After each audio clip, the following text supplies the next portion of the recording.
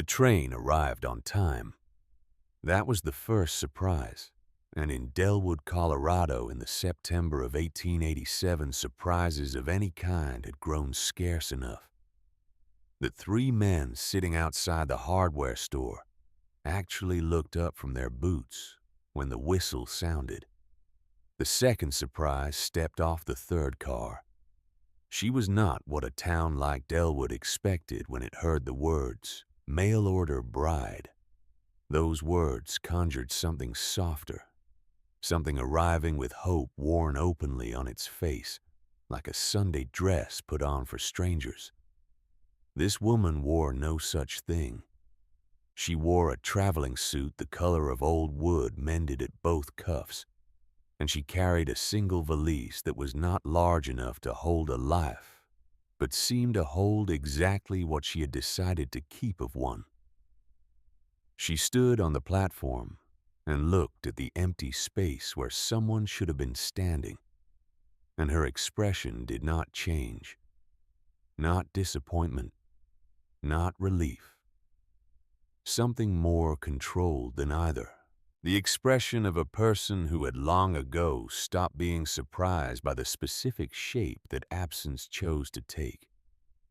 Her name was Wren Calloway. She was 30 years old. She had taken 4 days on 3 trains to reach this place, and not once in those 4 days had she been certain she was doing the right thing, which was precisely why she had stopped asking herself the question somewhere outside of Kansas City and focused instead on the arithmetic of what she had left and what she needed and what a woman in her position could reasonably expect from the world as it actually existed, rather than as anyone had ever promised her it would be. The platform cleared quickly. Families' reunited crates were loaded. The station master retreated to his window. The train shuddered and pulled away, and Wren stood in the settling dust and read the sign nailed to the platform post, "Delwood Pop." 340. She read it twice, not because she had missed anything the first time, but because the habit of reading things carefully had served her better than most other habits she had tried. Then she picked up her valise and went to find someone who could tell her which direction to walk. The man behind the ticket window had the wariness of someone who had lived long enough in a small place to know that strangers represented either opportunity or trouble, and experience had taught him these arrived in roughly equal proportion. He looked at Wren over the top of his reading spectacles and answered her question about the Coburn ranch with the careful neutrality of a man who knew something he was not entirely sure she knew and who had not yet decided whether telling her would be a kindness or a complication. "Southeast," he said. "Follow the main road out past the mill, then take the left fork at the Cottonwood. You'll see the fence line about a mile in." "How far in total?" "2 miles, maybe a little more." She thanked him. He watched her go with the look of a man composing in his head exactly what he would say about this when his wife asked him about his day. Wren walked. The road out of Delwood told her more about this place than any conversation could have. The earth was the color of dried brick, cracked along old seams where water had been and was no longer. The grass on either side had given up some time ago, and now existed in a kind of gray persistence, still technically present, but no longer pretending to be anything you could call alive. The sky above was enormous and cloudless, and a blue so deep it looked almost aggressive, the way beautiful things sometimes do when they appear alongside suffering. A hawk turned slow circles high up, riding something invisible patient, in the way that only creatures with very simple requirements can afford to be. She passed the mill, which was not operating.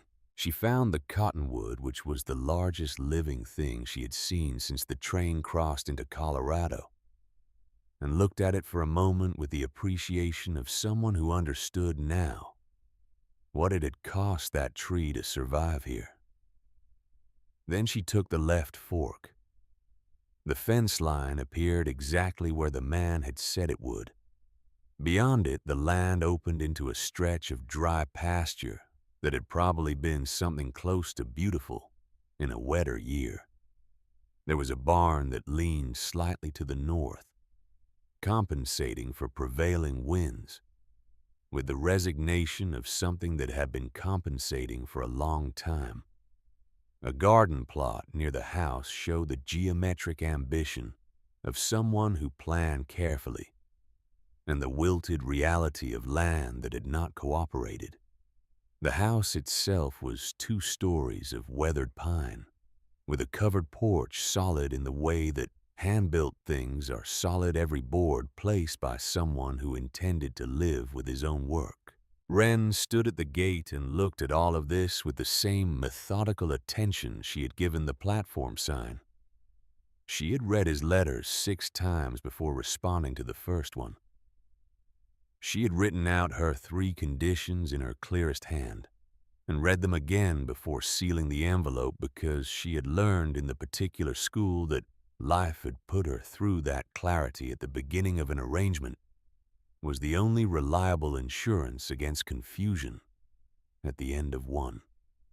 Seth Coburn had written back within 2 weeks, accepted all 3 conditions without argument or amendment, and asked one question of his own, whether she was coming because she wanted to, or because she had to.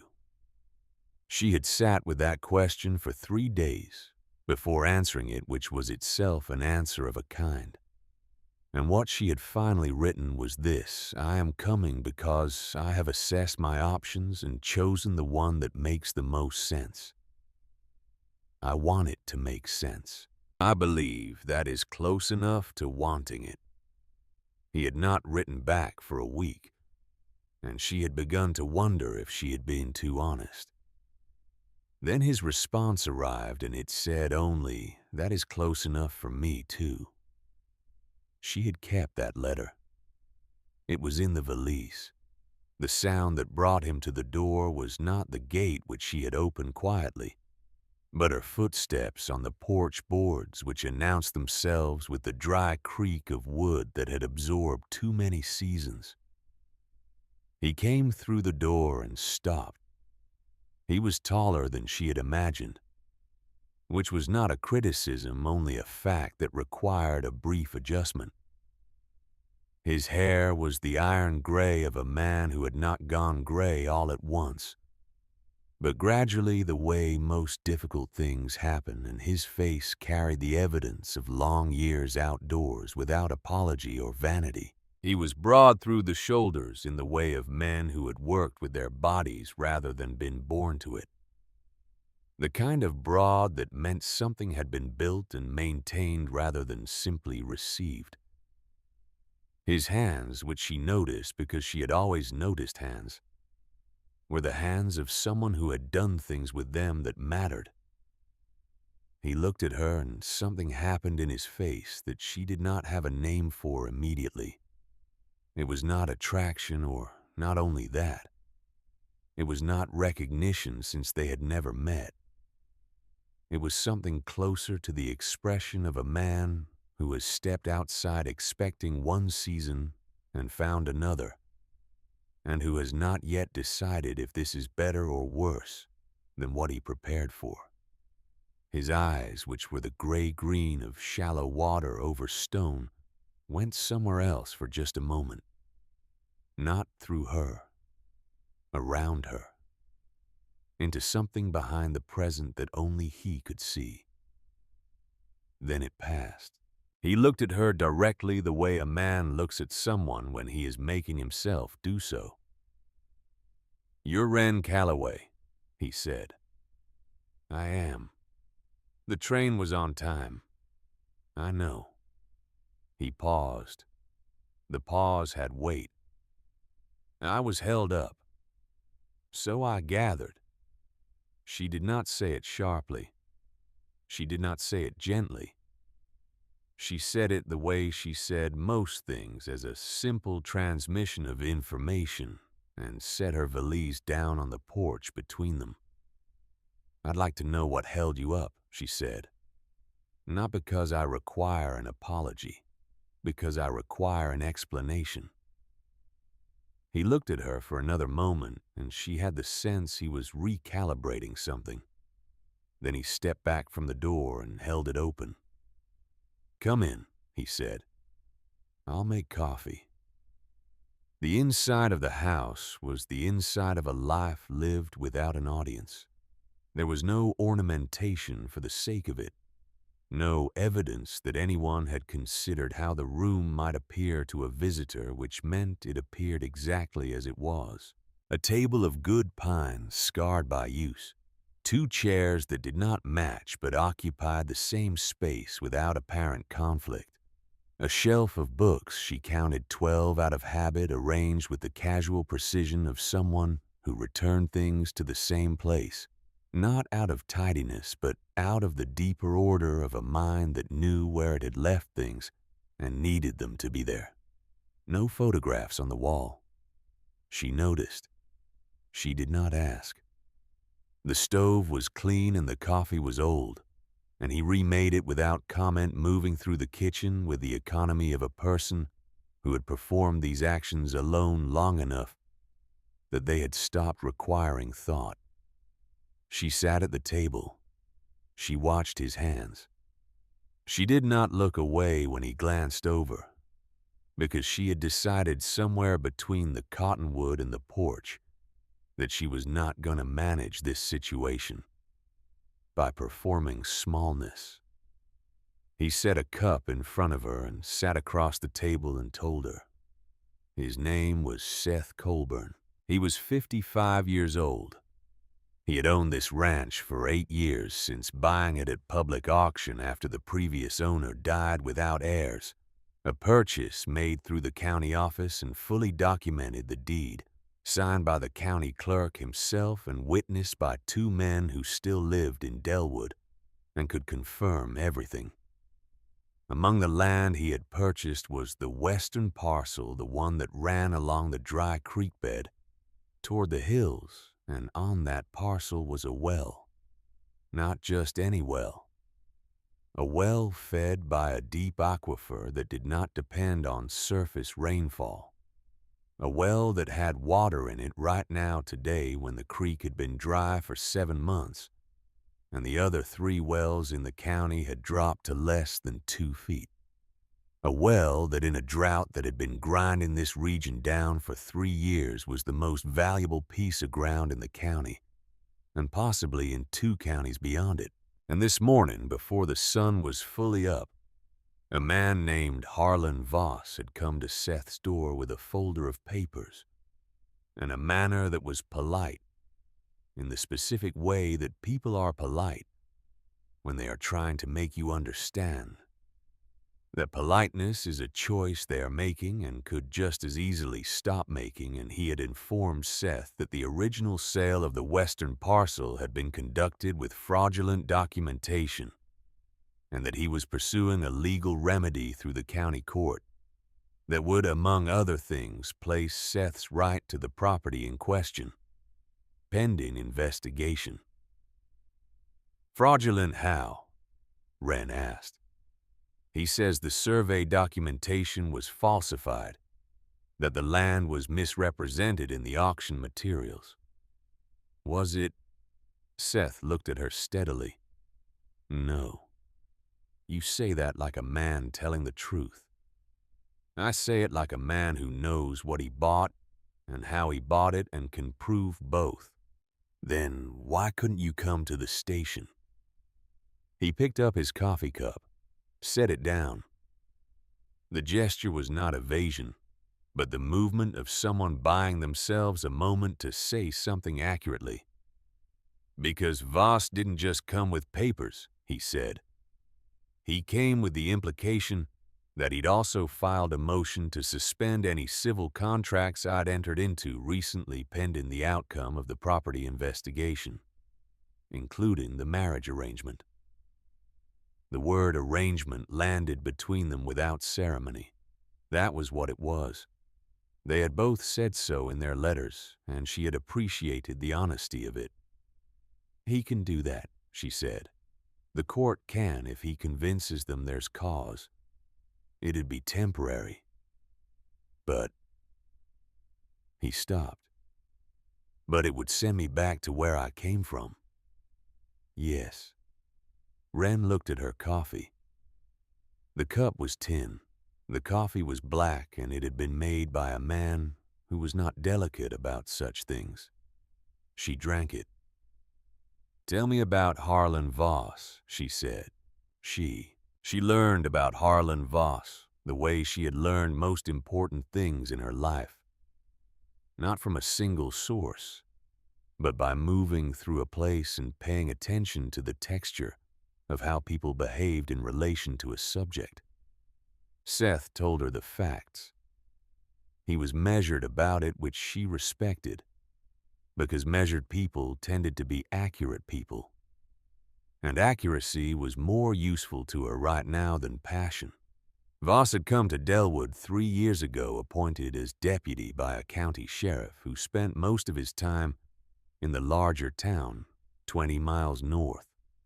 In the absence of the sheriff, Voss had become the most effective authority in Delwood, which was a different thing from the most legitimate authority.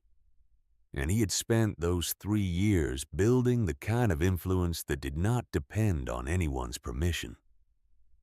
He had business interests in the town.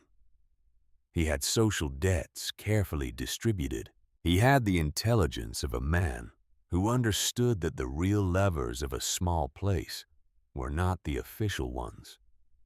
Seth told her all of this plainly, and without obvious bitterness, the way a man describes a weather pattern. Here is what it does. Here is what it has done. Here is what it is likely to do.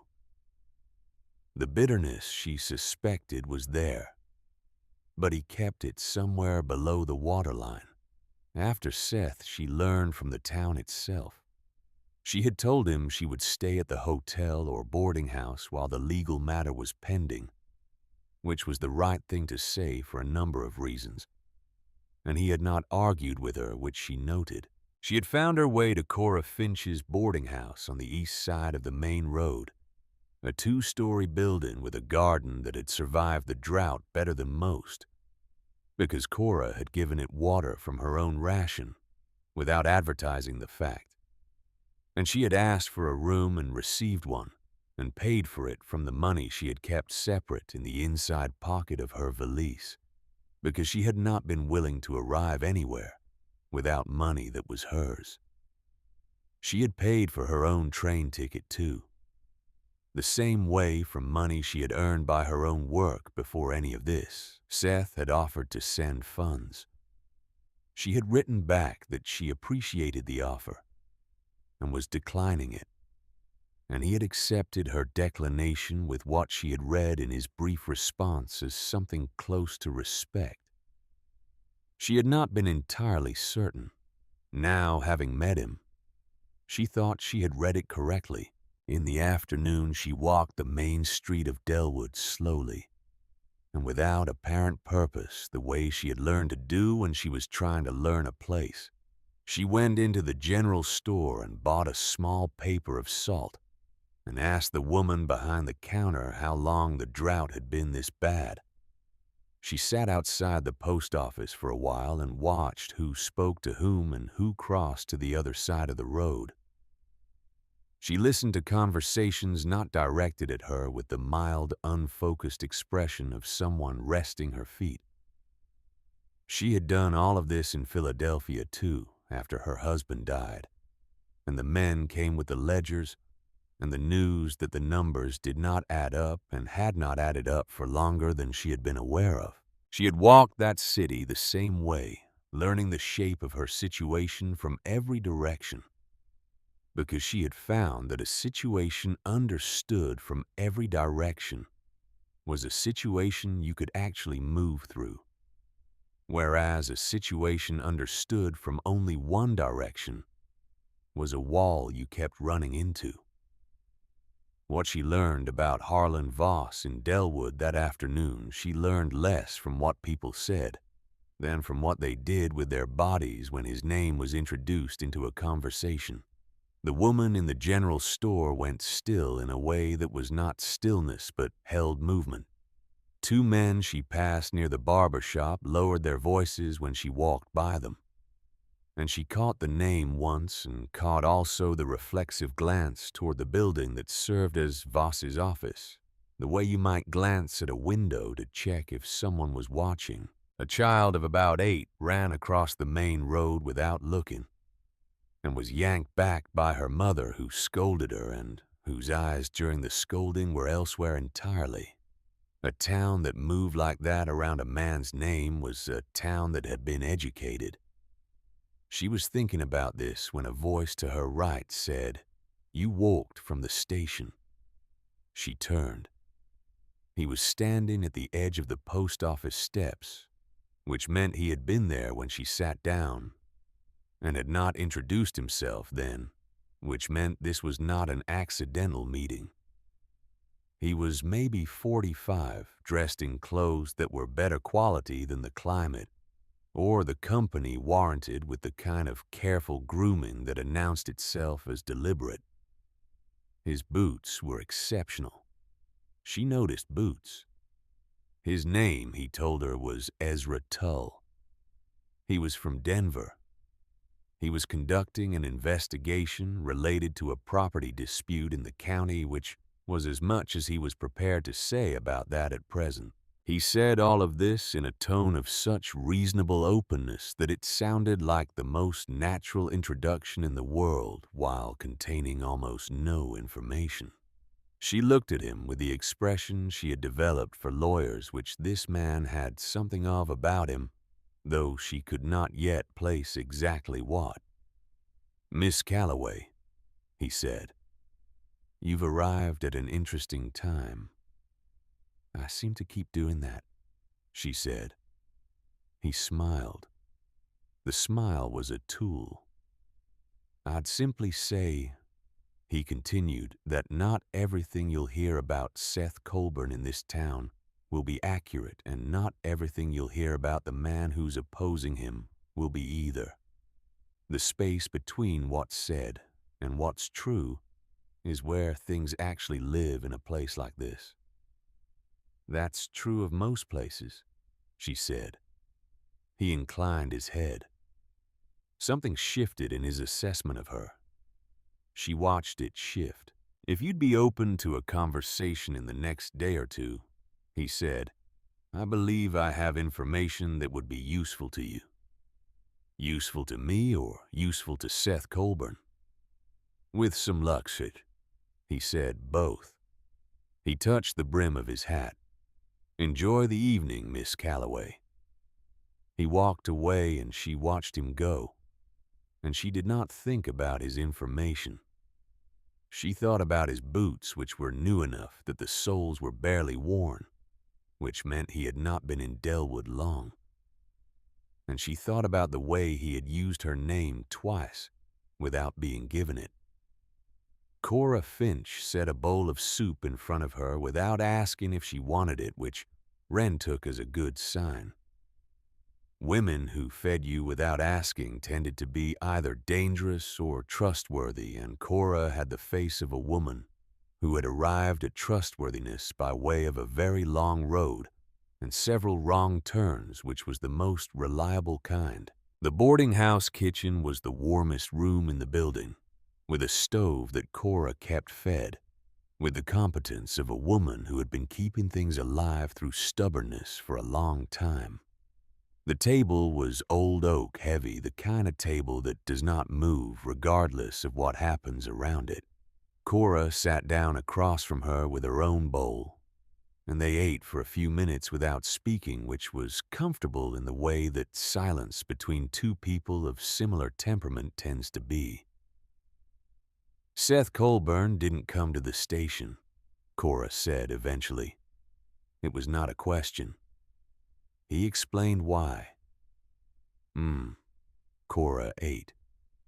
He's a careful man, not in the way that means he hesitates, but in the way that means he doesn't do things without knowing why he's doing them. That sounds like a recommendation. It's an observation. I don't make recommendations about other people's lives. I've found it's not appreciated. Wren looked at her. What would you say if I asked you what I ought to know about this town before I decide whether to stay? Cora considered this with the seriousness it deserved. I'd say Delwood is a town that's been scared for long enough that it's started to mistake the scared feeling for normal. That happens to places the same way it happens to people. She paused. And I'd say that the man doing most of the scaring is smart enough to know that you don't have to threaten people directly. You only have to be present and let them draw the right conclusions. Harlan Voss. Cora looked at her. You're quick. I walked the street this afternoon. People show you that much just walking. People show you everything, Wren said. Most of the time, they don't know they're doing it. Cora was quiet for a moment. She had the look of a woman revising her initial estimate of something. Seth Coburn, she said, has been in Delwood for 8 years. He built that fence line himself first year. Set every post. In 3 years of drought, he's kept his animals alive and his land maintained, and hasn't asked anyone for a thing which in this town means he has no debts and no allies. She looked at her soup. That's a hard position to be in when someone decides to come for what you've built. Why is Voss coming for it now? The well, Cora said. It was always gonna come to the well. Seth said the aquifer doesn't depend on rainfall. It doesn't. I've had water from it delivered here twice this summer when my own ran too low. Paid for it fair. But there's other folks in this county who are struggling badly enough that the man who controls that water controls something more important than water. She looked directly at Wren. You understand what I'm saying?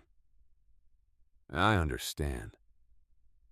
Power that depends on other people's need, Cora said, is a specific kind of power.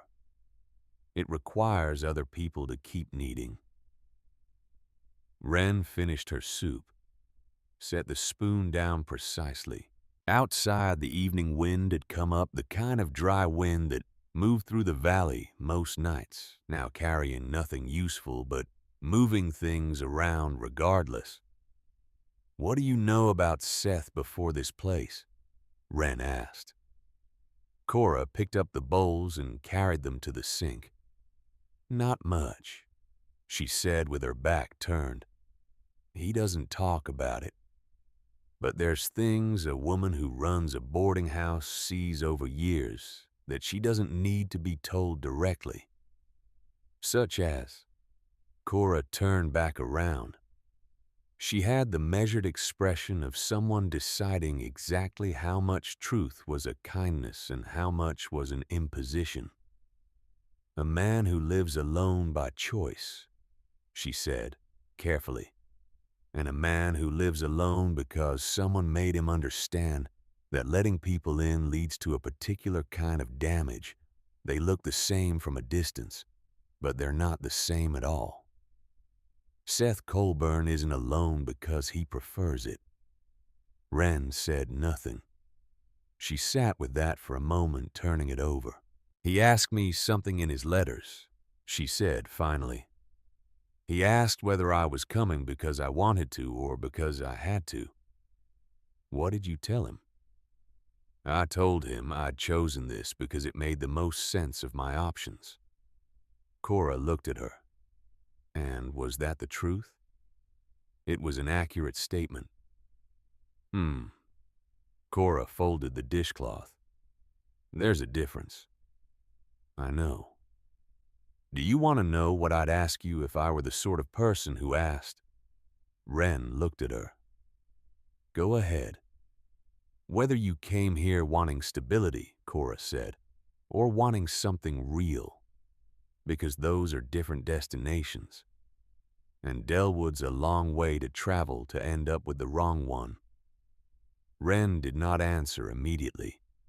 She sat with the question the way she had sat with Seth's question alone, in a rented room in Philadelphia with the ledgers stacked in the corner, and the future arranged in front of her like an arithmetic problem she had not yet solved. She had an answer for Cora. She was not sure yet if it was the right one. I'll let you know, she said. Later in the room, Cora had given her small clean the window facing east toward nothing for a long way. Wren sat on the edge of the bed with her valise open beside her and took out the small bundle of letters. Seth's letters.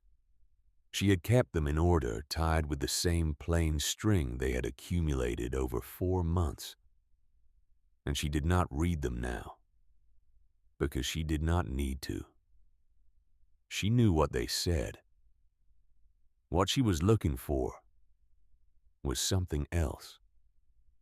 She untied the string and went through to the second letter, the one that had made her decide to respond seriously rather than continue her cautious evaluation. And she smoothed it on her knee and looked at the particular passage she had read more times than she had intended. He had written about the land. He had described the well not with pride, which would have been tiresome, but with the specific unglamorous attention of someone describing a thing they genuinely understood. He had written about the aquifer, about the geological formation that made it independent of surface conditions, about the survey he had commissioned before the auction, because he had suspected what was there and wanted to know before he committed to anything. He had written, I paid more for the survey than I paid for the land, and I paid fair for the land. A man who pays for information before he pays for what the information is about is a man who respects the thing he's doing. She had read that passage and thought, this is a man who does not guess. She had written back for the first time that same evening. Now she folded the letter and put it back with the others and retied the string and set them in the valise beneath the spare blouse and the small leather notebook she used for arithmetic, and the other smaller envelope, the one she had not opened since the day she sealed it, which contained the 3 conditions she had set and which Seth had accepted, and which she had written on the outside in her own hand, terms agreed. She had brought it as evidence. She brought things as evidence. She had learned that from the ledgers. Outside, the dry wind moved through Delwood without comfort or purpose. The stars over Colorado were the kind of stars you only got away from cities impractical in their abundance, almost too much of a good thing. She looked at them through the window for a while without assigning them any meaning, because she had found that assigning meaning to things that were simply large and indifferent was a way of making yourself feel important, that the universe did not actually support. She thought about Seth Colburn's face when he had opened the door, the thing that had passed through it and gone. She thought about Ezra Tull's boots. She thought about what Cora had asked her. And she thought about what the true answer might be. And she thought about the fact that she had spent 4 months designing this arrangement to be survivable, regardless of what it turned out to be. And she thought about whether designing something to be survivable was the same as believing in it. And she did not arrive at a conclusion, because the question was not the kind that arrived at conclusions. It was the kind that traveled. She lay back on the bed and looked at the ceiling and let herself be tired for a while, which was a thing she did not always allow herself to do. Tomorrow she would go back to Seth Colburn's ranch. She would look at this problem from every direction. She had told him she required an explanation, and she had received one. And now she needed to understand what the explanation meant for the arithmetic of what she had left, and what she was building, and what a woman who had arrived in a drought with a valise full of careful decisions could reasonably do about a man named Harlan Voss. She thought just before sleep, the well doesn't depend on the rain. She thought it was probably about more than the well. She did not know yet that she was right, and in what precise way and what it was going to cost all of them before the reckoning settled. She only knew that she had not come 4 days on 3 trains to sit in a boarding house waiting for men to decide things. The stars were still there when she fell asleep doing what they always did, enormous and unchanged, and entirely indifferent to the small arithmetic of her plans. In the morning she would begin. She was up before the light was fully decided. This was not discipline, or not only that. It was the habit of the last 3 years, which had been years of needing to be awake before problems found her, rather than the other way around. Problems that found you while you were still horizontal had a way of defining the day on their own terms. Wren had decided some time ago that she preferred to define her own days. She dressed in the gray half-light, washed her face with the water from the pitcher Cora had left, and sat at the small desk under the east window with her leather notebook open. Outside, Delwood was doing the slow work of becoming itself again after the night. A rooster somewhere unnecessary. The first wagon on the road. The sound of the well pump behind the boarding house, which Cora worked herself every morning at this hour, drawing up what the aquifer had refilled overnight. Wren wrote, not a diary. She did not keep a diary, having found that writing about feelings tended to give them more structural integrity than they deserved. What she wrote in the notebook was arithmetic, the shape of what she knew, the shape of what she needed to know, and the gap between them rendered as clearly as she could manage. She had filled 3 such notebooks since her husband died. They were not sentimental documents. They were the working papers of a person trying to understand where she stood. What she knew, Seth Colburn had purchased the western parcel legally and completely in 1879. The county clerk had signed the deed. 2 witnesses existed. The well on that parcel was the most significant water source remaining in the county after 3 years of drought. What she knew about Harlan Voss, he had arrived 3 years ago. He had lost the auction for that same land 8 years before he arrived.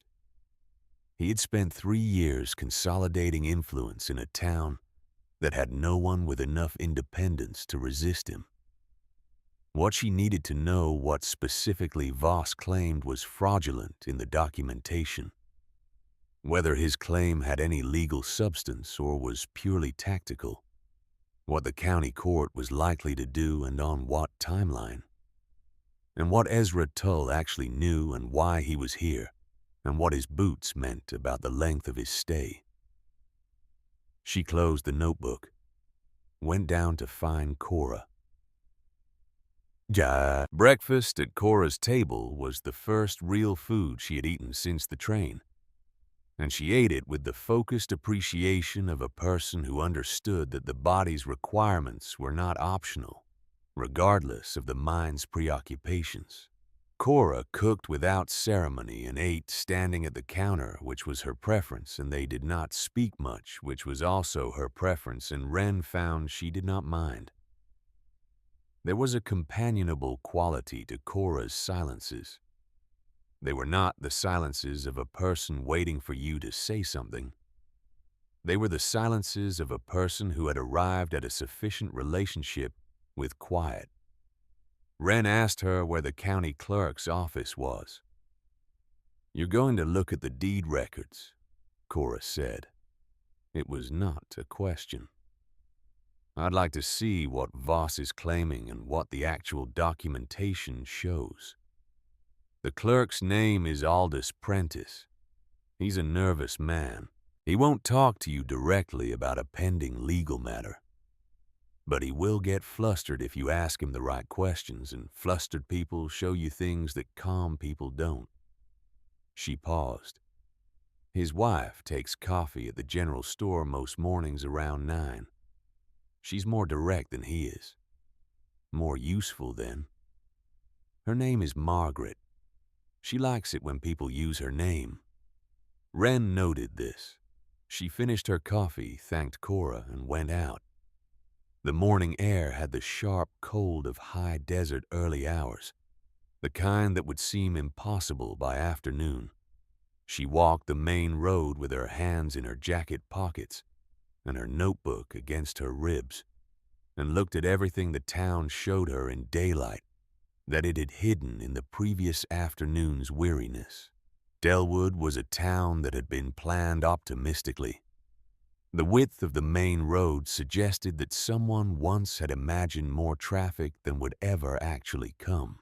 The empty lot between the barber shop and the dry goods store still had the post holes from a building that had been started and abandoned, the posts themselves long since repurposed for something more immediate.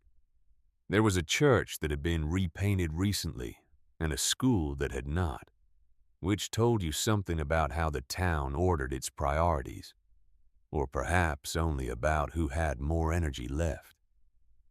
She found Margaret Prentice at the general store at 5 minutes past 9, which showed a pleasant reliability, and she ordered coffee for both of them and sat down and used the woman's name twice in the first 2 minutes, and asked about the drought, which was what everyone in Delwood wanted to talk about because it was the thing most on their minds and the thing most visitors knew least about, and the combination made for the relief of being the expert in a conversation. Margaret Prentice talked about the drought for 11 minutes. In that 11 minutes, she mentioned, among other things, the auction of 1879, which she had attended, because her husband attended. And she generally attended the things her husband attended so that she could correct his account of them afterward.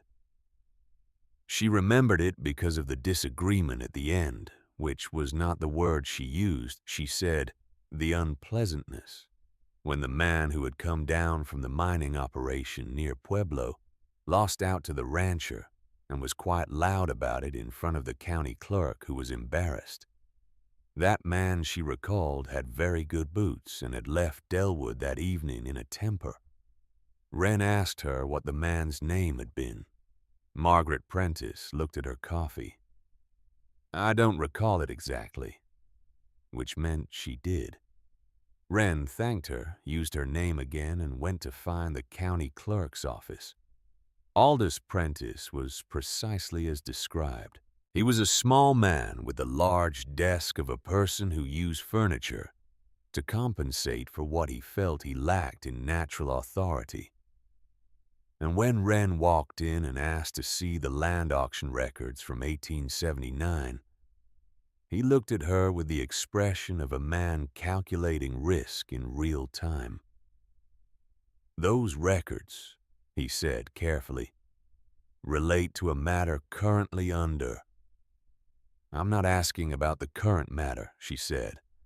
"I'm asking about the original public auction record, which is a public document. The auction itself occurred 8 years ago and is not under any pending action." He looked at her. He looked at the door, which was closed. He looked at his desk. "The survey documentation," she said, "filed at the time of purchase, Is it in the original record? Something happened in his face that was not quite an answer, and not quite a refusal. It was the expression of a man who understood that the question itself had a right answer, and that he was being asked to either provide it or deny it. And either action had consequences he was still computing. The survey, he said, was conducted by a Mr. Hargreave out of Colorado Springs. The results were filed with the county on the 14th of March, 1879. The deed was issued on the 22nd. And those documents are in the original record. They are. Thank you, she said. She wrote nothing in front of him. She turned and walked out. On the street, she wrote in her notebook, "Survey existed. Predated the deed. Cannot be retroactively falsified without falsifying the original county record, which Prentice himself maintains." She thought about this for a moment. Then she wrote, "Voss's claim cannot hold on the survey documentation," which means the claim is not about the documents. It's about something else. Find the something else. She put the notebook away and went back to the boarding house to change her shoes, because she intended to walk out to Seth Colburn's ranch, and she was going to do it in boots that made sense for the terrain, and she had anticipating something like this packed accordingly. He was mending fence when she arrived, which was not the dramatic setting for a conversation, but was the actual setting, and she walked up to him along the fence line without announcing herself, because she could see him and he could hear her footsteps, and there was no need for theater.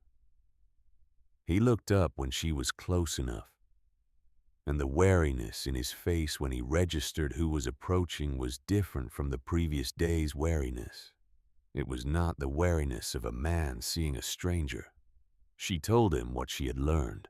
She did it concisely in the order she had learned it without editorializing, and he listened the same way without interrupting, without the nervous interjections of a person who was formulating his response before you finished. He listened the way people listen when they intend to use what they hear. When she finished, he drove the fence staple he was holding into the post, looked at it and said, "He knows the survey is clean." "Yes. So the claim is about something else." "That's what I wrote down." He looked at her. Something in the look was more direct than the previous day, which had itself been fairly direct. "You wrote it down," he said. She took the notebook from her jacket pocket and opened it to the relevant page and handed it to him. He read it. He read it again. He handed it back. "The water rights documentation," he said, "separate from the deed. There was a separate filing for the water rights because the well predated the ranch by about 30 years. It was dug by the original homesteader. That filing is with the territorial records in Denver, not with the county. Harder to verify quickly. Slower process. More expensive to contest, but also more expensive to defend." "He's not trying to win," she said. "He's trying to make it expensive to resist." Seth looked at the fence. It was a very well-constructed fence. She could see in the straightness of the posts and the tension of the wire that he had built it to last, which was the kind of thing you did when you believed in the permanence of what you were protecting. "I have something to show you," he said. He set down his tools. "Come." They walked west. The ground changed as they moved away from the main buildings, got harder, more mineral, the grass thinner, until it was more suggestion than presence. The hills rose in the distance, with the flat impassivity of things that have been there, long enough to stop noticing human activity. The sky above was the same excessive blue as the day before. He took her to the well. It was not what she had expected from a well that was becoming the center of a legal conflict. It was not impressive in any visible way. It was a circle of dressed sandstone, maybe 4 feet in diameter, with a timber crosspiece and a rope and a wooden bucket, situated in the middle of an open field with no particular drama about it. The rope was in good condition. The stones were set with the same careful evenness she had noticed in the fence. He took the rope and lowered the bucket. She listened to it go down, counting unconsciously, and then heard the sound of water, a solid, definite sound, not the hollow near miss of a well running low, but the sound of something that was genuinely there. He cranked it up. The bucket was full. The water in it was clear and cold-looking, and he poured a small amount into the tin cup he had clipped to the crosspiece and held it out. She drank. It was, in fact, cold. In September, in a drought in a place where water had become a daily calculation. For most people, the coldness of it was remarkable in a way that plain cold water rarely was. The aquifer runs about 40 feet below the surface here, he said. The formation it sits in is sandstone. It holds water slowly and releases it slowly, independent of what the surface does. I had a geologist from Colorado Springs map the extent of it before I committed to the purchase. 800 acres of formation, maybe more. It doesn't drop noticeably unless you're drawing from it faster than it refills. And to do that, you'd need equipment no one in this county has. How long have you known what it was? I suspected before the auction.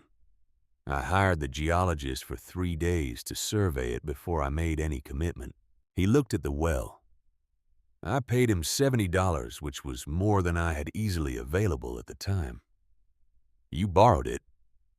I had it. I just didn't have it easily. He paused. It was the right expenditure. She took out her notebook and wrote $70 for Survey 1879. Pre-auction. She wrote it not because she would forget, but because writing it made it part of the record, and records were what you had when memory became contested. He reached into his jacket pocket and produced 2 pieces of dried apple. He held one toward her without looking at her in the same way you might offer something to a person you've been working alongside for a while, rather than someone you were still in the process of meeting. She took it. They sat on the stone edge of the well, not beside each other exactly, but not separated either, and ate the dried apple in the dry air. And the sun was lowering toward the western hills, and a hawk turned in the middle distance, doing its slow and necessary work. Nothing required saying for a few minutes, and nothing was said. He broke the quiet eventually, not with purpose, but the way things sometimes surface when there's nothing pressing them down. I bought my first piece of land for someone, he said. He was not looking at her. He was looking at the well or past it. A long time ago. A different place. She did not respond immediately. She understood that this kind of beginning required room. That land's still there, he said. I don't know who has it now. He stopped. Seemed to decide something about how far to go. She didn't stay. The person I bought it for. I'm sorry, Wren said. Don't be, it was a long time ago. He picked up a small stone and turned it in his fingers. I'm not telling you for sympathy. I'm telling you because you asked yesterday why I came to Delwood, specifically. And I didn't answer. And the answer is that I came here because the land was right, and I wanted to be somewhere that was only mine. No history attached to it. No. He stopped again, set the stone down. I found that when you choose a place because it has no history, you make your own, and then it's yours in a different way, a harder way to let go of. She thought about what Cora had said. A man who lives alone because someone made him understand that letting people in leads to a particular kind of damage. She looked at the well and thought that she understood something about it, now that she had not when she arrived at its edge. It was not only water. It was the evidence of a decision made carefully, expensively by a man who had decided to build something that would hold. She took the piece of folded paper from her jacket pocket, the one she had written that morning with the survey findings, the timeline, the clean summary of what Voss could and could not claim, and set it on the stone beside him without comment. Not offered. Just placed there. He looked at it, looked at her. He picked it up and read it, and did not say anything for a moment. "You didn't need to do this," he said. "I know. Why did you—" She looked at the distant hills. The light was going amber now, the way high desert light went in the late afternoon. Everything turning the color of old brass. "I read your second letter 8 times, she said. "Not your first. Your second, which is when you wrote about the well and what it cost you to know what you had before you committed to anything. I read it 8 times and then I wrote you back for the first time." She paused. "I don't do things 8 times unless they mean something." He was quiet beside her. The hawk made one more long circle and then went somewhere else. "I've been alone a long time," he said. Not as a complaint, as a fact that required stating accurately. "So have I," she said, "in different ways." They stayed there until the light went low and the air turned cool, and then they walked back to the ranch house, and she took the road back to Delwood before full dark, and neither of them mentioned what had or hadn't been said at the well, because some things don't need to be mentioned to be real. Harlan Voss came to see her the following morning. This was not a surprise exactly, though the timing was precise enough to suggest he had been watching for her return. He was waiting outside the boarding house when she came downstairs just after 8, standing in the morning shadow of the porch, dressed with the meticulous care that she had come to understand was not about appearance, but about message. A man who wore a vest in September drought weather was communicating something about his relationship to the normal requirements of circumstances. He was older than she had constructed him in her mind, maybe 60, with the preservation of men who live carefully and sleep well, which is to say, the preservation of men who are not much troubled by what they do. His face was angular, well-featured in a way that must have been striking once and was now merely precise. His eyes were the color of something you couldn't quite name, and they assessed her in the way that made her understand immediately why people in this town dropped their voices. "Miss Calloway," he said, not loudly. He had the voice of someone who had learned that speaking quietly made people lean in, and that people who leaned in were people who were already in some small way coming toward you. "I hope Delwood has been welcoming." "It's been educational," she said. The smile that moved across his face was brief and knowing. You've been busy. I generally am. I understand you visited the clerk's office yesterday. Public records, she said, open to anyone. Naturally. He put his hands in his jacket pockets, an easy gesture relaxed. Nothing about him suggested threat, which was itself the threat. I want you to know that my dispute with Mr. Coburn is not personal. It's a legal matter concerning documentation that was, I have reason to believe, not entirely in order at the time of the sale. What reason? He looked at her steadily. I beg your pardon. You said you have reason to believe the documentation was not in order. I'm asking what the reason is. He was quiet for a moment. It was a different kind of quiet than Seth's.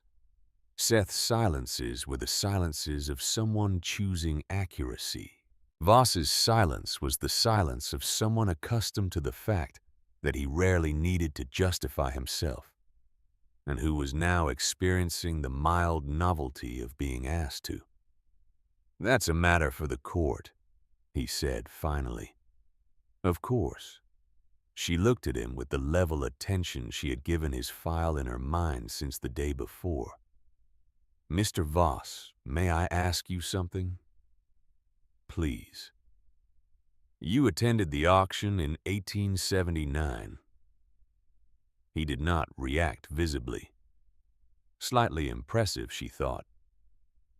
I looked at many properties during that period. You made a bid on the western parcel. I may have. I don't recall every transaction from that period. The county clerk's wife remembers you quite specifically, Wren said. She described your boots. Something moved behind his eyes that was not readable as anything specific, which itself told her something. I wonder, he said pleasantly, if you're aware that pursuing an active legal matter on behalf of someone with a personal stake in the outcome could constitute. I'm not pursuing anything on behalf of anyone, she said. I'm a woman asking questions in a town where I've come to live. I find that's generally permitted. He looked at her for a moment that lasted the precise duration required to communicate that the moment was his to end. You should know. He said that there is a version of Mr. Colburn's history in this county that differs somewhat from the version he's likely given you. He said it without inflection, the way you might mention a fact of weather. I'd simply suggest that a woman in your position, new to this community making certain arrangements, might benefit from a fuller picture. I generally find I benefit from accurate pictures, she said. I'm less concerned with fuller ones. He smiled again, touched the brim of his hat, turned and walked down the porch steps and up the road toward his office, with the unhurried gait of a man who had nowhere urgent to be, because everywhere, more or less, was already his. She stood on the porch until he was out of sight. Then she went inside and sat down at the breakfast table and did not eat for a moment, and let herself understand exactly what had just happened. He was not threatening her. He was informing her. He was letting her know that he had a version of Seth Coburn that he could deploy at a time of his choosing, and that she had not yet been given access to it, and that this created a vulnerability in her position. It was a sophisticated move. The move of a man who had done this before. She thought about that. She thought about the way he had said it.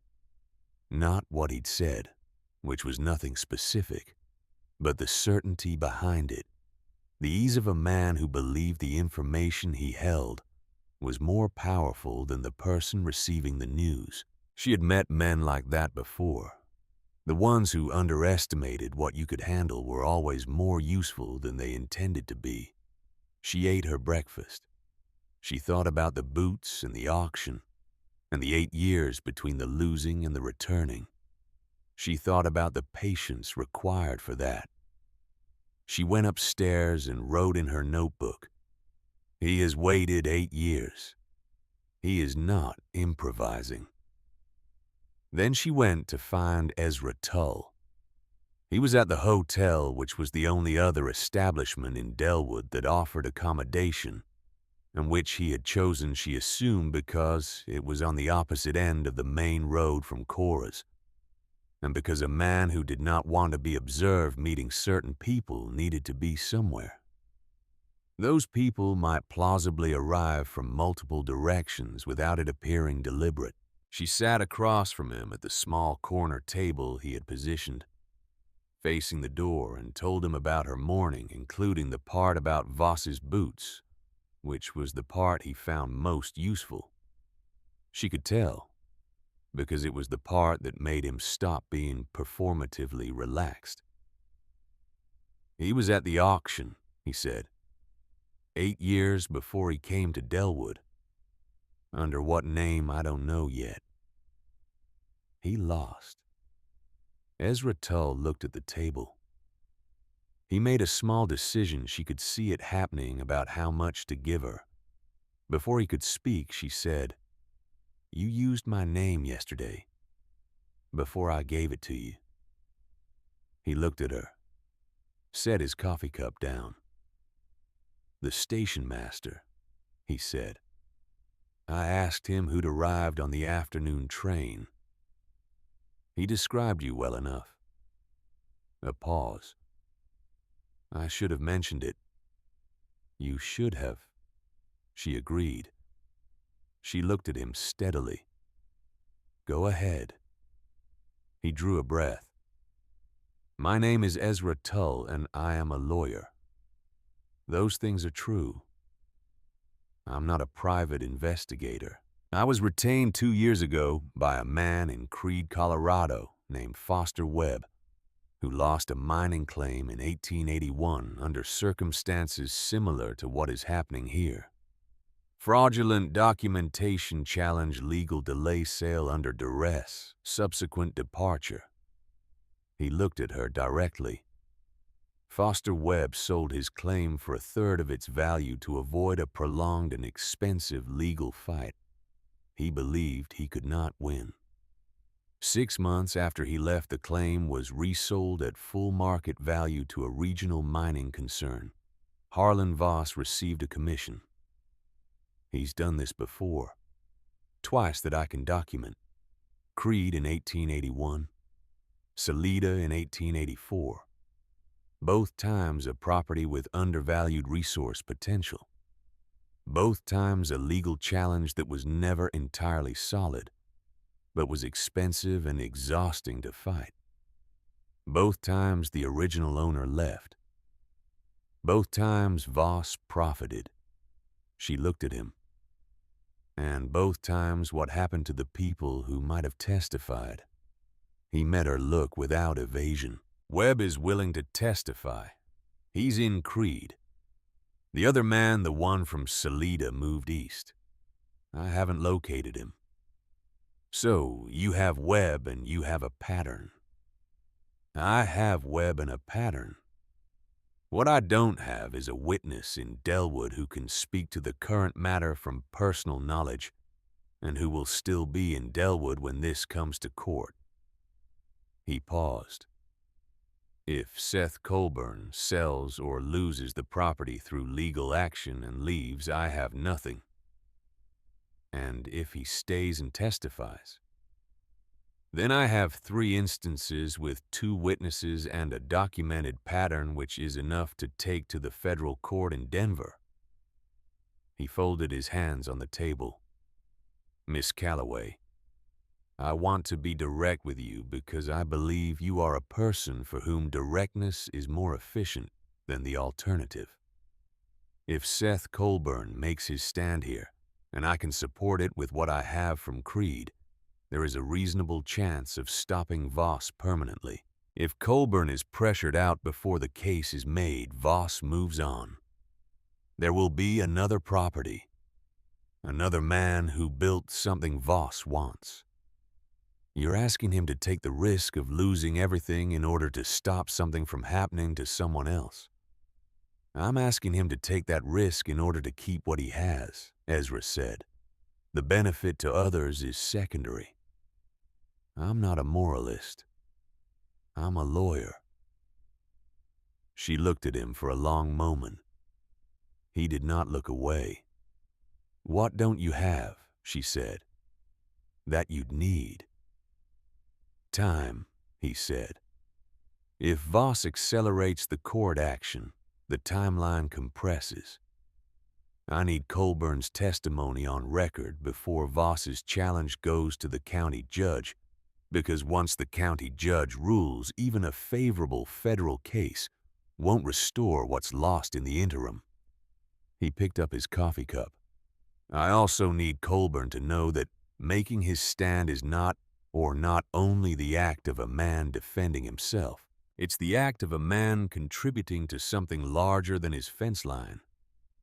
He won't care about something larger than his fence line, Wren said. Not the way you mean it. Ezra looked at her. He cares about what he built, she said. He cares about what it cost him to build it. If you want him to testify, don't tell him about Foster Webb. Tell him about what Voss will do to the next man after him. She paused. Those are different things to Seth Coburn. Ezra was quiet. He was, she realized, revising his estimate again. You've known him 2 days, he said. I read his letters for 4 months, she said. They were specific letters. She went to Seth that evening. She had asked Cora to send word ahead that she was coming, which she had done because showing up at a man's home unannounced on consecutive days was a different thing from showing up once, and she was careful about the difference between the two. He was on the porch when she arrived, which meant he had been watching for her, which she noted without drawing any large conclusions. They sat on the porch steps, which were better than the chairs, because the chairs were inside, and the inside of his house was still, in some technical sense, not hers to occupy without consideration. The evening was coming in cool, and the first stars were appearing in the east, where the sky was already going deep. And she told him about Ezra Tull without theater. Everything Tull had told her, and watched Seth's face as she did. He listened. He did not interrupt. When she finished, he was quiet for long enough that a bird settled in the cottonwood near the barn and called once and left. He wants me to testify, Seth said. He needs you to. Webb from Creed is willing, but he's one voice from a different county. You're here. Your land, your records, your direct experience of what Voss is doing. And if the federal case doesn't hold, then you will have testified and it won't have been enough. And Voss will know your name in a federal record. She said it plainly because there was no honest alternative. Tull didn't underrepresent the risk. He was direct about it. Seth looked out at the land. She could see him looking at the fence line, the straightness of it against the darkening sky, and she thought she understood something about what it meant to look at something you had built with your own hands and consider the possibility of its loss. There's something I didn't tell you at the well, he said. The woman I mentioned. That she didn't stay. Wren waited. She didn't leave because she stopped caring about me, he said. Or not mainly. She left because someone convinced her that I was a lesser prospect than she'd been led to believe. That what I was building wasn't going to hold. He turned the information over the way he had turned the small stone at the well. The person who convinced her was my brother, younger than me. He knew what to say and how to say it, and he said it when I wasn't there to offer a different account. He stopped. She married him 3 years later. I found out by accident. She said nothing for a moment. What Cora had described a man who had been taught by someone close to him that letting people in led to damage had just acquired its precise shape. How long ago, she said. 20 years.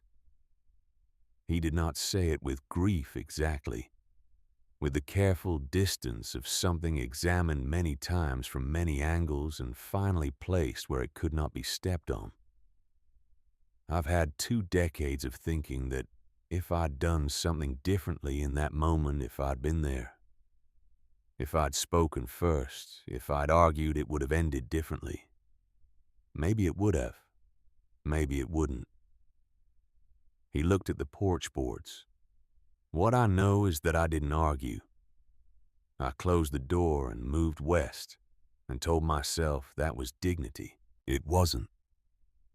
It was fear wearing dignity's coat.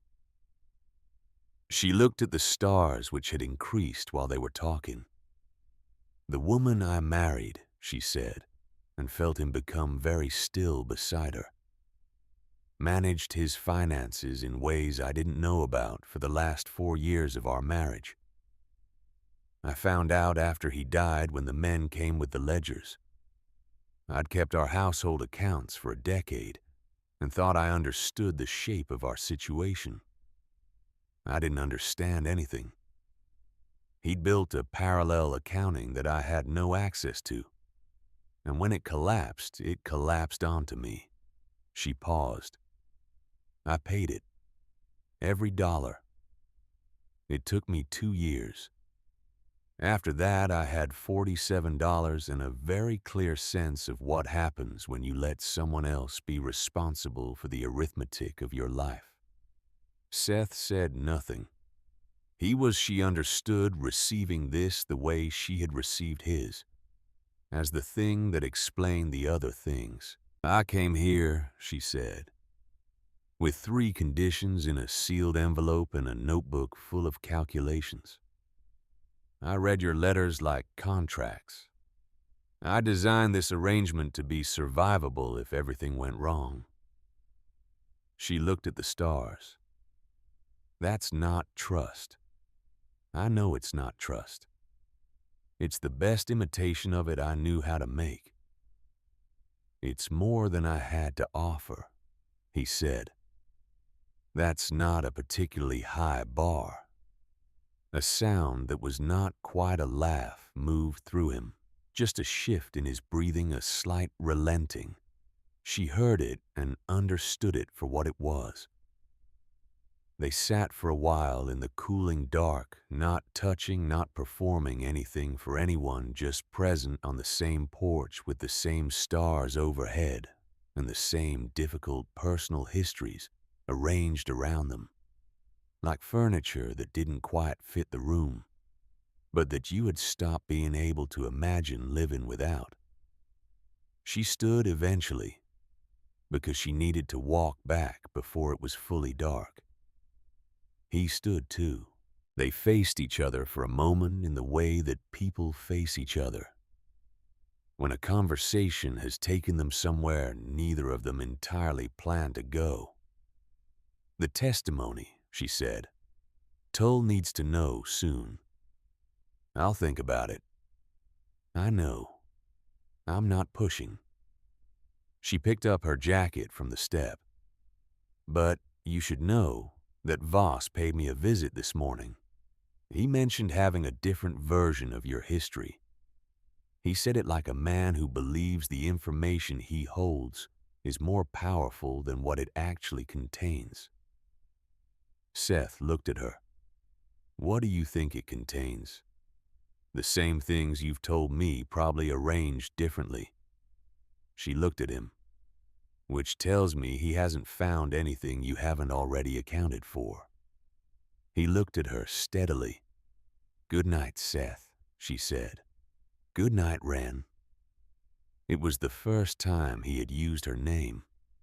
It was, she noticed, used with the same care he used for everything else deliberately, because he intended to. She walked back to Delwood in the dark, with the stars considerable overhead, and the dry grass whispering at the road's edges.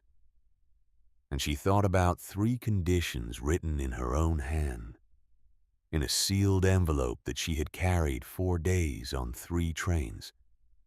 And she thought about what it would mean to open the envelope, and she thought that she was not ready to answer that question yet, but that she was closer to it than she had been at the station, when she had stood on the platform, with her valise and the absence of anyone waiting, and made the same quiet decision she had always made, which was to begin.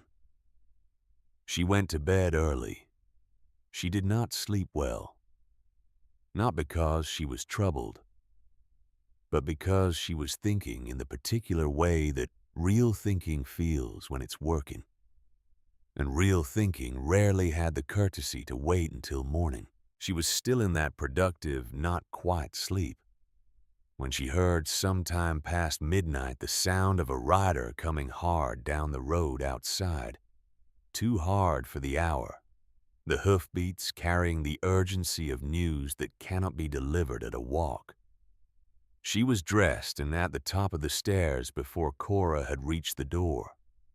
The rider was Seth's hand, a young man named Cole, who worked the fence line in the barn, and he was breathing the way people breathe when they have ridden fast, and also when they have seen something unexpected. And what he had seen was this 3 miles west of the ranch in the open land near the dry creek bed, where the ground had been marked last summer, with small flags showing where a certain survey had been conducted. He had found a horse standing alone in the dark, and near the horse, in a hollow made by an old erosion, he had found a man. The man was Harlan Voss. He was alive. His leg was broken, bent at an angle that was not an angle, and he had been there by the look of it since sometime the previous evening, and the night temperatures in Colorado in September did what they always did, and the water he had been carrying was long gone, and there was no water for 3 miles in any direction except one. Cora looked at Wren. Wren looked at Cora. Cole looked at both of them, and then said the part he had clearly been composing the whole ride over. "Mr. Coburn knows. He's the one sent me. He didn't say what he was going to do." A pause. "But he was putting on his boots when I left." Seth was sitting at his kitchen table when she arrived, not preparing, not packing supplies or consulting maps or doing any of the things a man is supposed to be doing when the night has delivered him a decision. He was sitting at the table with a cup of coffee that had been made hours ago and had long since gone cold, and his hands were around it in the loose way of someone who had picked it up for warmth and found there was none and had not yet put it down. She had ridden with Cole on the spare horse because she had asked, and Cole had not been in a position to refuse, and because 3 miles in the dark was not something she intended to walk when there was an alternative. She came through the door without knocking, and he looked up and did not appear surprised, which meant he had heard the horses, or had expected her, or both. The lamp on the table was turned low. The room held the specific quiet of very late hours, when the world outside has finished its business, and everything that remains is interior. She sat down in the other chair. She did not ask him what he was thinking. She did not tell him what he should do. She had said her piece over 2 days, and what remained now was not hers to fill. Cole stood in the doorway for a moment looking at both of them, and then made the intelligent decision to go see to the horses. The clock on the shelf marked a minute, then another. The coffee in Seth's cup had been cold for a long time.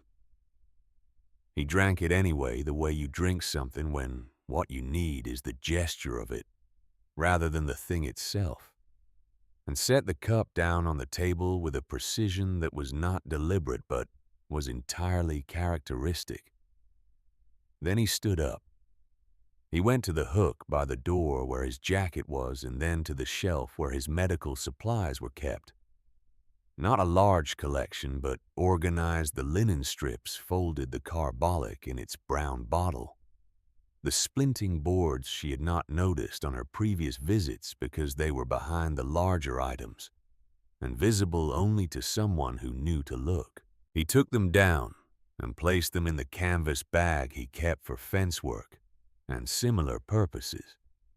He went to the water shelf and took the 2 full canteens. Then he turned to her. "You know how to splint a broken leg," he said. It was the question from 2 nights ago, repeated now as a statement, as if he had been holding it somewhere practical. "I do. The break will be bad. He's been there since yesterday evening. I understand." He looked at her for a moment. In the low lamplight, his face was unreadable in the way that faces are unreadable when the person wearing them has arrived somewhere past the need for expression. He was not angry. He was not resolved in any heroic sense. He was simply a man who had finished sitting down. "The survey flags are out there," he said. "The ones from 1879. I put them back last spring to remind myself where the aquifer formation runs, in case I needed to dig a secondary well." He looked at the bag in his hand. "I know where he is." "Then let's go," she said. They rode west with Cole ahead, carrying the lantern, and the dark was vast and close at the same time, the stars doing what they always did in country, without competing light, which was to say too much.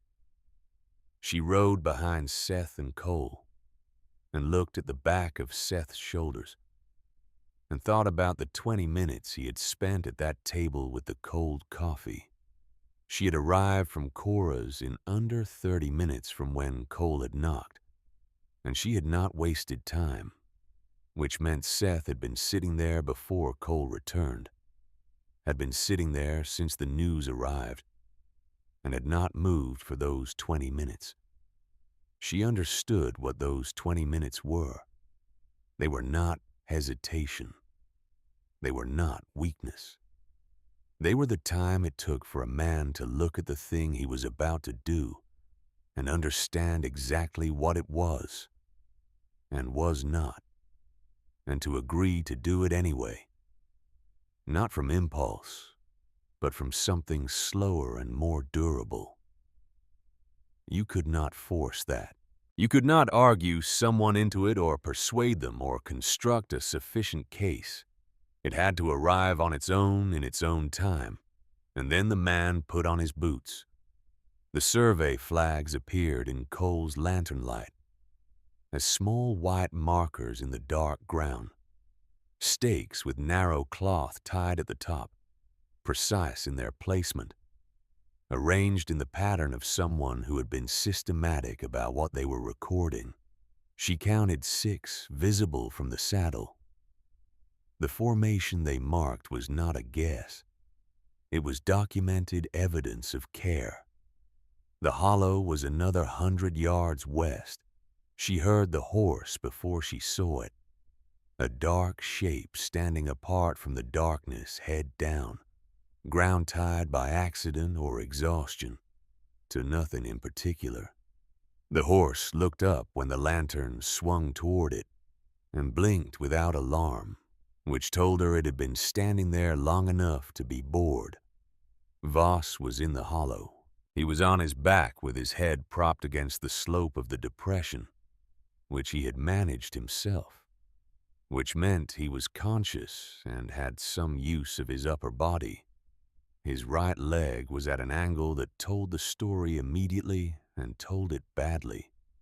He had his jacket over him, which was sensible, and he was very still in the way of someone who had learned over hours exactly which position minimized the thing they were managing. He heard them coming. He turned his head. In the lantern light, Harlan Voss looked like a man who had been reduced to his actual dimensions. The vest was still buttoned, which struck her as almost admirable in its futility. His face had the quality of someone who had been in pain for a long time, not collapsed by it. Because that kind of man did not collapse easily, but marked by it, the bones showing more prominently the careful performance of his usual self suspended for the night. He saw Seth. What moved across his face then was not relief, and it was not gratitude. It was something older and more complicated, the expression of a man who has had many hours to consider the specific irony of his situation and has arrived at no comfortable resolution. Cole hung the lantern on the stake of the nearest survey flag and stood back. Seth came down into the hollow and crouched beside Voss and looked at the leg without touching it, making his assessment in the efficient way of someone who has seen broken things before and knows what the examination requires. The fibula at minimum, he said to Wren rather than to Voss. Possibly the tibia as well, given the angle. We'll need to stabilize before moving him, she said. She came down into the hollow and opened the canvas bag, and they worked. This was the part that had no drama in it, or a different kind. Not the drama of confrontation or decision, but the quiet intensity of two people doing a necessary thing with their hands in difficult conditions. She held the boards while he bound them. She passed the linen strips in the order he needed them. The canteen of water went to Voss first, who drank with the focused desperation of someone who has been counting hours. Voss made no sound during the splinting. This was not easy, and the not making sound was a choice which she registered without comment.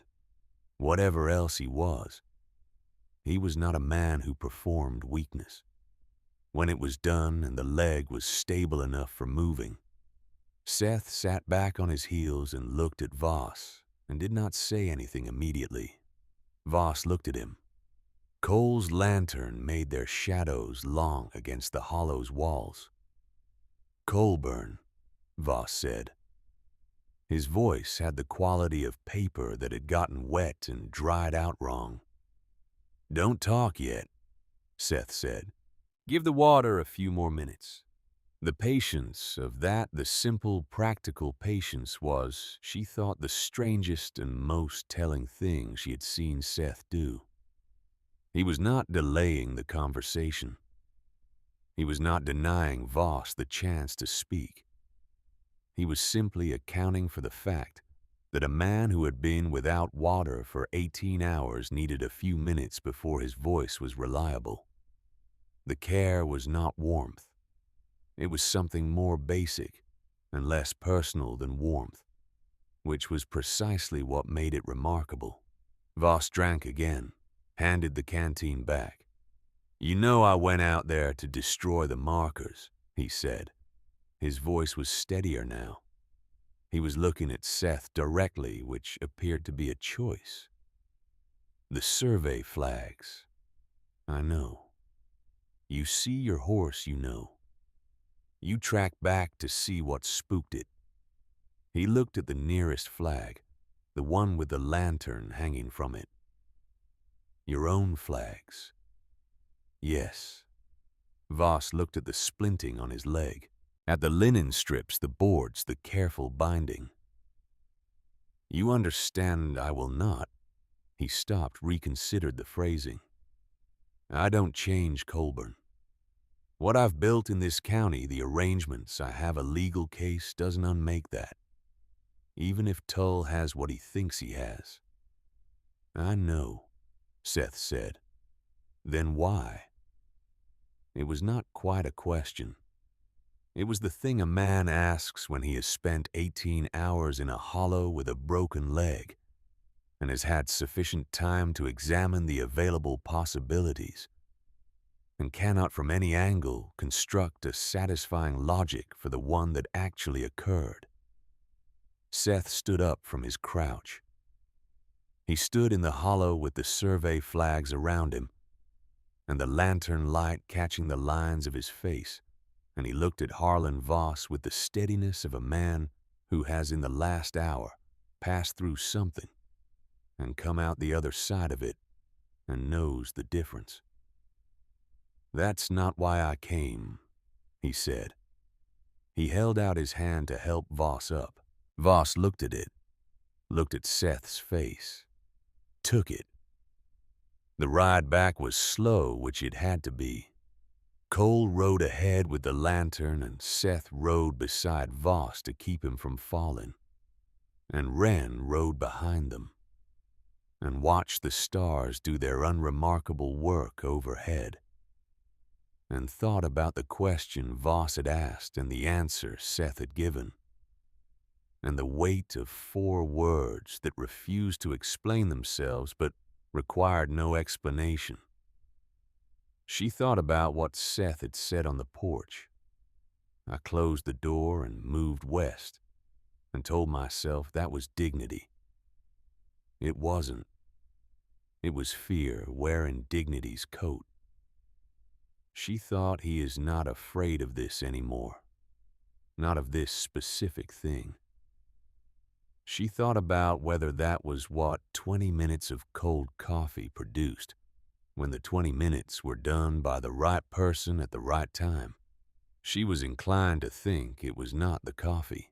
By the time they reached Delwood, the sky was beginning the long argument with itself that preceded morning, a grayness in the east that was not yet light, but was the promise of it honest, in the way that promising only what you can deliver is honest.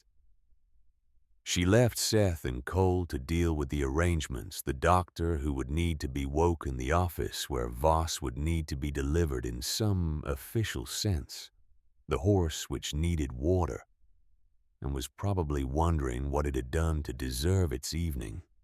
She walked back to Cora's. Cora was awake. Cora, she was coming to understand, was always awake when something was happening within a half-mile radius of her establishment, which was less supernatural intuition than a life spent with one ear always available. She sat down at the kitchen table and Cora put tea in front of her without comment and sat across from her, and they looked at each other in the early gray light. "He went," Cora said. "He went. And Voss, alive, broken leg. They've taken him to the doctor." She wrapped her hands around the tea. "He'll recover." Cora nodded as if this confirmed something. She was quiet for a moment, and then she said, "Did Seth say anything?" "He said it wasn't why he went." Cora looked at her. "When Voss asked him why," Wren said, "Seth said it wasn't why he went." Cora looked at her tea. Something in her expression was the expression of a woman who had been watching Seth Coburn from a careful distance for 8 years and had just received information she had not been sure was coming. "No," Cora said. "I don't imagine it was." She went upstairs and slept. When she woke, it was past noon and the room was full of flat gray light, the kind that meant clouds had come in during the hours she was not watching. She lay still for a few minutes and thought about the hollow, about the angle of the lantern light on the survey flags, about the 4 words Seth had said, and what they had cost him to mean. She did not try to analyze them further. Some things required a period of simply holding before they could be understood, and she had learned over the last 3 years to give things that time. She washed her face and went downstairs. Tull was sitting at Cora's front table with his hat on his knee, and an expression she had not seen on him before, which was the expression of a man who has had an outcome he was not entirely prepared for. "He went out there," Tull said. "Yes. He did it before I had the chance to speak with him about the testimony." "Yes." Tull looked at his hat. He turned it in his hands once, which was the closest to fidgeting she had seen him come. "Voss's claim," she said, "and what you're building against him, those are separate questions from what Seth did last night. I want to be clear about that. I understand. He didn't go out there because of your case. He didn't go out there to strengthen his position or compromise Voss's, or because someone made a sufficient argument about it." "I know," Tull said. "That's what I understand that." He set the hat on the table. "I'm trying to determine what it means for the case." "Voss will recover," she said. "He'll be here. He'll still have the legal challenge in process. The timeline hasn't changed. Seth will still need to testify." "I know. Has he said he will?" She looked at Tull steadily. "Have you asked him?" Tull picked up his hat. He stood. He had the look of a man reordering certain assumptions. "I'll speak with him," he said. "Yes," she said, "but give him today." Tull looked at her.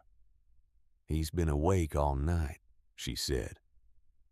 "And he has things to do with the information from last night before he's available to be useful to anyone else's purposes. Give him today." Tull held her gaze for a moment. Then he nodded, once the nod of a man who has learned over the course of 3 days not to push certain people. He went. She found Seth at the fence again, which she was beginning to understand was where he went when he was thinking, because the fence required enough physical attention to occupy the part of the mind that would otherwise interrupt the part that was doing the real work. It was late afternoon. The light was doing the amber thing again. The hawk, or one of its relatives, was present in the distance, turning slow circles against the pale sky.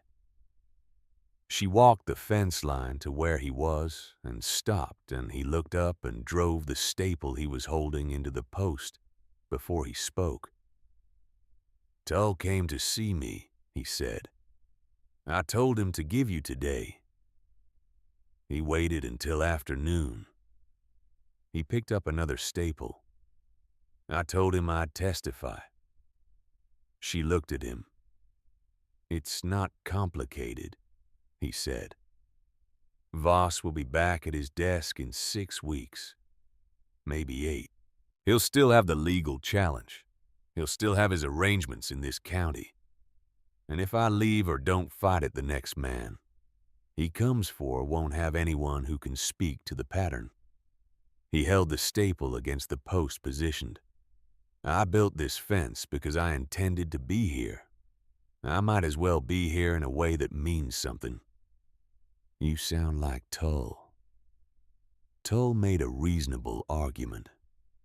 The argument being reasonable doesn't mean I'm doing it for Tull.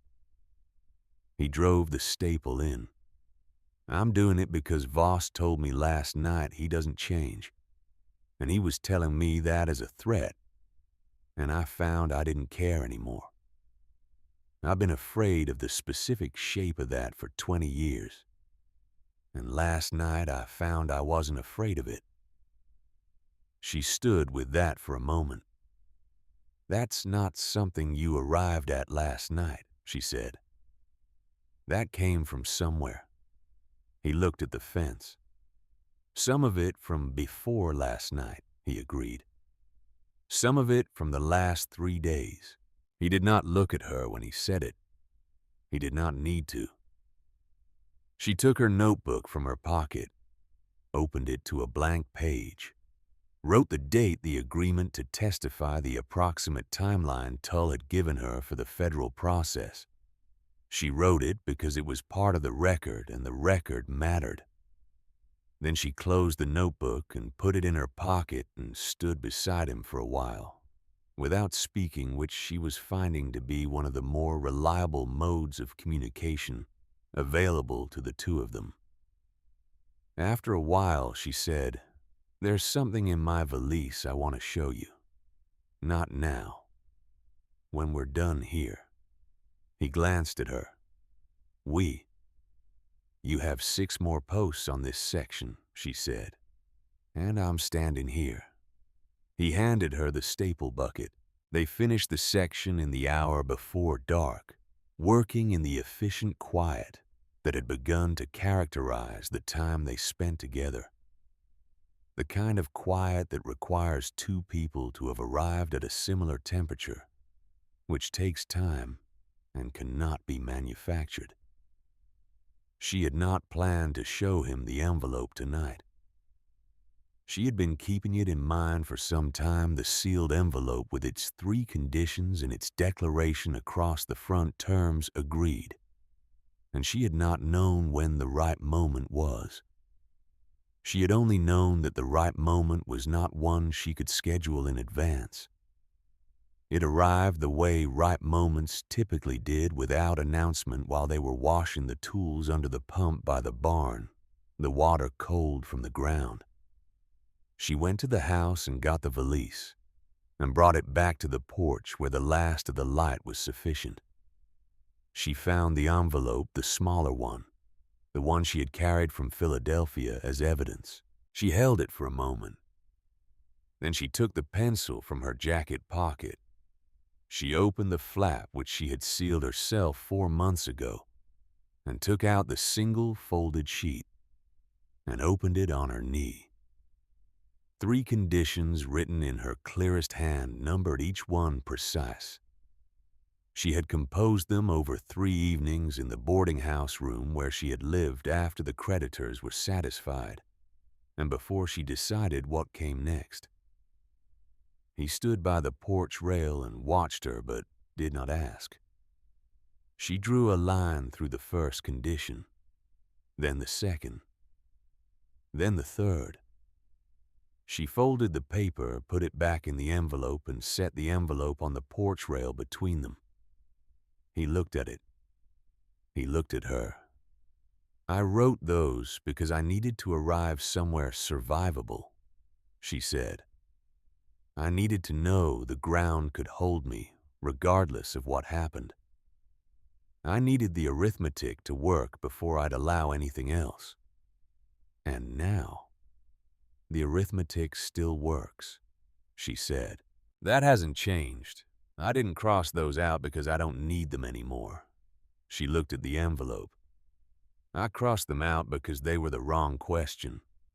I was asking how to protect myself from this. That's not the question." "What's the question?" She looked at him. The light was almost gone. His face in the dusk was the face she had been reading for 3 days, learning its registers and its economies, and she thought she could read it reasonably well now. She thought she could read what it was doing at this moment. "Whether I want to try," she said. "Not whether I can survive it. Whether I want it." He was quiet. The evening sounds of the ranch settling into night moved around them. The horses in the barn, the dry grass, the silence of land that had been worked and was resting. "Do you?" he said. "I'm standing on your porch with a pencil and a defaced document," she said. "Make of that what you will." The thing that had come close to happening in his face at various points over the past 3 days happened now. All of it at once, quietly, with the complete absence of drama that characterized Seth Colburn's relationship with every important thing. It was not a smile exactly, or not only. It was the expression of a man who has been carrying something for a long time and has in a single moment been given permission to put it down. He picked up the envelope, looked at it, turned it over. He put it in his jacket pocket. She watched him do it. Something she had been carrying rearranged itself, and she let it. The hearing was held 8 weeks later in the county courthouse 20 miles north, before a judge who approached the task with the methodical seriousness of a man who understood that what he was looking at was not a single property dispute, but a pattern that had been moving across the state for 6 years, looking for people who could not fight back. Seth testified for 2 hours. He brought the original deed, the survey documentation, the letter from Hargreave confirming his engagement and its date, and a hand-drawn map of the aquifer formation that he had made himself from the survey findings which the judge examined for a long time. He answered questions precisely, did not embellish, did not deflect. He was a good witness in the way that made lawyers comfortable and juries attentive. Tull presented the pattern. 3 properties, 3 legal challenges, 3 profitable departures. The boots at the auction in 1879. The 8-year wait. The timing of the claim against Seth relative to the aquifer's value in drought conditions. Foster Webb's affidavit from Creed arrived by courier, 3 pages of plain documented fact. The judge took 2 weeks to issue his ruling. He ruled for Seth on every point. The western parcel and the water rights remained. The claim was dismissed. The federal court in Denver took the broader case under advisement, which meant that what Voss had been doing across 3 counties was now part of an official record that his method of operation could no longer easily ignore. Tull came to the ranch the evening the ruling was delivered. He shook Seth's hand, nodded to Wren, stayed for 1 cup of coffee, and did not overstay it. After he left, Seth stood on the porch and looked at the land in the early evening, and Wren stood beside him and looked at the same land, and neither of them said much because the moment did not require it. That was in November. In November, the rains came back. Not dramatically, not the kind of rainfall that ends droughts in stories, the torrential conclusion that washes everything clean and makes the moral clear. The rains came back the way they had left, gradually, in increments, the way things actually return when they return honestly. A day of light rain, a week of gray sky with intermittent effort, then a solid 2 days of weather that meant something. The creek bed was still dry at the end of November, but the ground had begun to absorb what it was being given, and the color of things was changing in the way that living things change when they have been given what they needed for long enough. Wren had been in Delwood for 11 weeks when the rains began. She had taken over the ranch accounts in her 4th week because no one had been keeping them properly, and they needed keeping properly.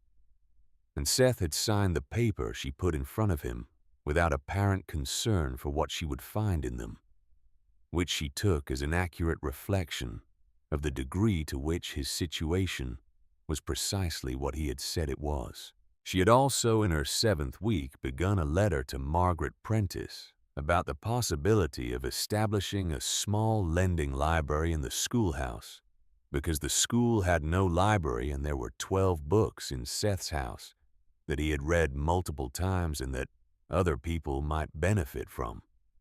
And because this was the kind of project that rooted a person in a place in ways that were not romantic but were real and lasting. Margaret Prentice had responded with enthusiasm that suggested she had been waiting for someone to propose this for some time and had not known how to begin. Cora had said, when Wren mentioned the library project, "You're staying." And Wren had said, "I'm staying." And Cora had nodded in the way of a woman whose estimate of a situation has been confirmed, and poured them both more coffee. On the first day of December in the morning, Seth took her to the well. He had not said where they were going. He had simply suggested after breakfast that she might want her coat and led her west across the land that was showing the earliest evidence of what the rains were doing to it. Small presences of green at the base of the brown grass, barely visible, requiring attention to see. She had worn her boots, the good ones, and she noticed he had noticed, which was the kind of small notice they had accumulated without remark. Over 11 weeks, the inventory of a shared life built one specific ordinary thing at a time. The well looked the same. It would look the same in any weather, which was its nature. The stone was damp from recent rain. The rope was dark with it. He lowered the bucket. The sound of water. He drew it up. The water was as clear as it had been in September, as cold, as entirely indifferent to everything that had happened above it, while it did what it had always done. He poured it into the cup and held it out. She drank. Still cold. Still the same. "The formation will have recharged some," he said. He was looking at the hills to the west, reading something she was not yet able to read. Not fully. A drought that goes 3 years doesn't resolve in a month. But the direction is right. How long to fully recover? Another year of average rain. Maybe 2. He looked at the sky, which was the gray of actual clouds, promising clouds. If the pattern holds. Does the pattern hold? Not always, he said, but sometimes. She gave him back the cup. He dried it on his jacket the way he always did and clipped it back to the crosspiece. She stood at the edge of the well and looked down into the dark circle of it, and thought about 40 feet of sandstone that did not care about the surface, about the long patience of water that knew how to wait. She thought about 3 conditions with lines drawn through them, folded in an envelope in a jacket pocket. She thought about a woman who had arrived at a train platform in September with a valise, and the absence of anyone waiting, and had stood there for a moment with the expression of someone who had long since stopped being surprised by the specific shape that absence took, and had then picked up her bag and asked for directions. She thought about the arithmetic of the last 11 weeks, which did not resolve into a single number, but into something more like a shape, a set of relationships between things that were now part of the same calculation, in a way they had not been before. Beside her, Seth was quiet in the way he was quiet when he was present. Rather than absent, there was a difference she had learned, and she could now identify it reliably. "The accounts show a reasonable position going into winter," she said, because this was true and worth saying. "Assuming feed costs stay where they are, and the herd holds you, come out of spring in better shape than last year." "We," he said. She looked at him.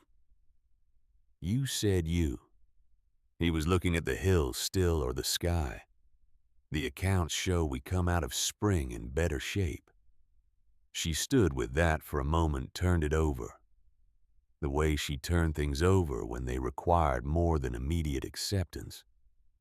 "We," she said. The clouds to the north had the weight of something genuine in them. She had been learning to read weather from him the way she had learned to read the fence line and the condition of the pasture and the mood of the pump in the morning's information available to anyone who paid attention, which she did. "It'll rain again today," he said. "How long?" "Not long. An hour, maybe."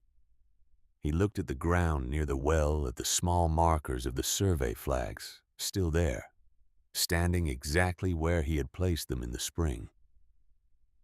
"Enough to matter." She nodded. The air had the smell of it, that particular dry earth smell that preceded rain in this country. The smell of ground that had been waiting and was about to receive something.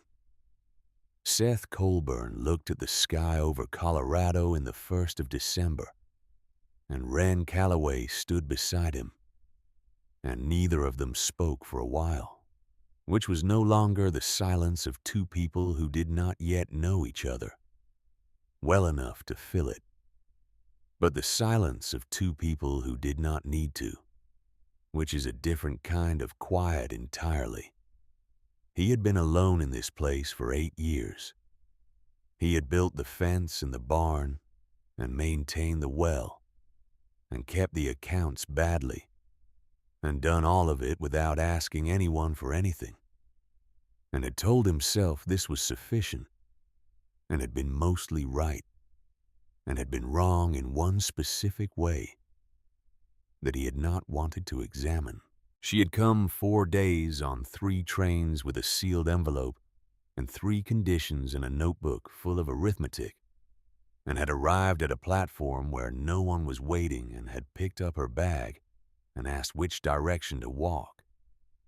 She had been making that particular calculation how to survive what comes next, how to keep the ground under her, how to not be caught by the arithmetic she hadn't been allowed to see for 3 years. And she had gotten very good at it, and had been right to, and had been wrong in one specific way that she was now, with considerable deliberation, beginning to correct. Somewhere in the northwest, the sky made the sound it makes when it is finally decided. The first drops fell on the sandstone edge of the well, on the survey flags, on the dry grass that was no longer entirely dry, on the fence posts he had set himself, and the fence line she had helped him finish on the land that had been his, and was becoming theirs in the specific, unhurried way that things become theirs when two people have stopped designing for survival and started building for something longer than that. She turned her face up to it for a moment. The rain was cold and light, and entirely honest about what it was. He did the same. This was not a conclusion. It was not the end of anything that had been difficult, or the resolution of everything that remained to be done. The accounts would need tending in the morning. The library project was still mostly a letter. The land still carried 3 years of drought in its subsoil, and would for some time. Harlan Voss was still in Delwood, healing with his arrangements and his long memory. The federal case in Denver was still being assembled and would take the time that it required. The aquifer, 40 feet below them, was still refilling at the rate of sandstone, which was patient and did not hurry. None of it was finished. Very little of it was simple. But she was standing next to him in the rain at the edge of a well that held water regardless of what happened above it. And he was standing next to her in the same rain, and neither of them was going anywhere. That was the arithmetic of it. That was what the water knew.